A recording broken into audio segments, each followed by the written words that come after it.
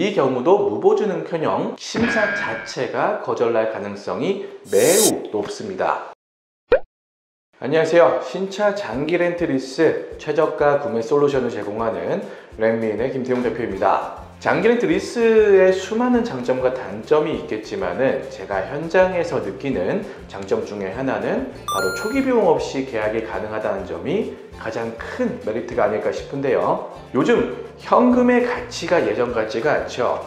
은행에다가 예금하시는 분의 비율이 얼마나 될까요? 대부분 부동산, 주식, 비트코인 등 어떠한 방향으로든 투자 형식으로 재테크를 하는 분이 더 많은 걸로 알고 있습니다. 그래서 그런지 차를 구입할 때도 초기 목돈이 들지 않는 장기 렌트, 리스 상품에 관심이 높아진 것도 사실인 것 같고요. 그런데 장기 렌트 리스 광고에 빠지지 않는 초기 비용, 이 초기 비용 없이 장기 렌트가 과연 아무나 가능할까요? 당연히 아닙니다. 신차를 대신 사서 돈 대신 빌려주는 건데 뭘 믿고 아무나 빌려주나요? 담보대출의 성격이 아닌 신용대출의 성격이 강하다는 점 꼭 인지하셔야 되고요. 그러면 캐피탈사에서 무보증 안 되는 5가지 케이스 알아보도록 하겠습니다. 여기에 해당되면은 땡땡 캐피탈, 땡땡 카드가 붙는 곳에서는 무보증이 안 나오는구나 라고 생각하시면 돼요. 첫 번째, 잦은 현금 서비스와 카드론. 살다 보면 급하게 현금 서비스를 받거나 카드론을 사용할 수는 있습니다. 하지만 너무 잦은 현금 서비스와 카드론은 현금이 없다는 거를 반증하는 겁니다. 즉 이렇게 자주 현금이 없다면 월 납입금을 밀릴 가능성이 높다는 거겠죠. 두 번째, 장기 연체 이력 및 잦은 단기 연체 이력. 위에도 말씀드렸다시피 살다 보면 깜빡하고 카드값 밀릴 수도 있고 핸드폰 요금 밀릴 수도 있습니다. 하지만 장기 연체 및 단기라도 횟수가 많다면 신용 거래 패턴을 판단할 때 월 납입금을 밀릴 가능성이 높아 보인다는 건 당연하겠죠. 이 경우 무보증은 힘들다고 보셔야 합니다. 사실 연체는 무보증을 둘째치고 계약이 되냐 안 되냐의 문제까지 이어집니다. 세 번째, 이금융권 대출 및 대부업 대출. 이금융권 대출은 왜 받으시는 걸까요? 1금융권 한도가 꽉 찼으니까, 아니면은 위에 말한 연체나 카드론 등 기타 이유들로 신용 등급이 하락해서 1금융 대출이 안 나오는 경우겠죠. 마찬가지로 현금이 없다는 판단으로 가게 됩니다. 현금 유동성이 떨어지면 월 납입금을 밀릴 가능성은 당연히 올라갈 테고요. 이 경우도 무보증은커녕 심사 자체가 거절날 가능성이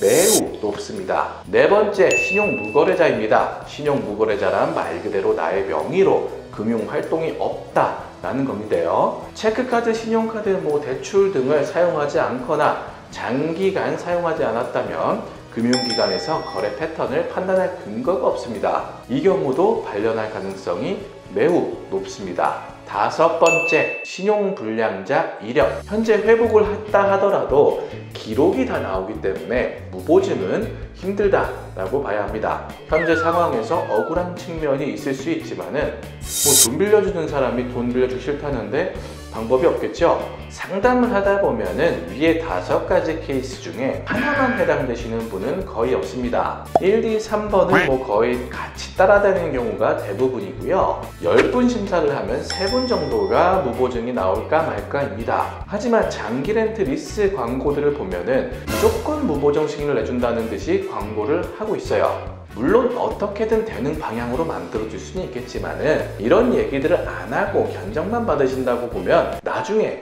현타가 옵니다. 왜?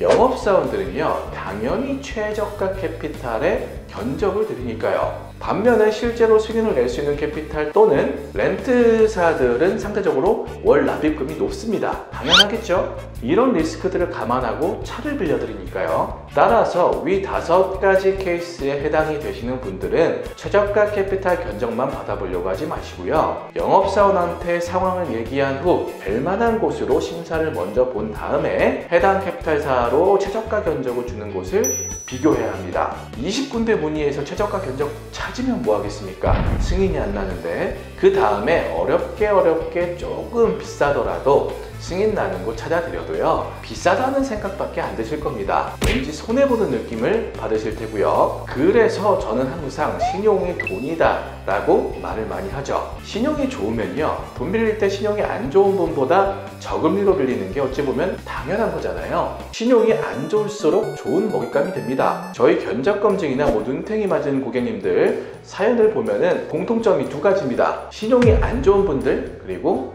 지인한테 받은 견적.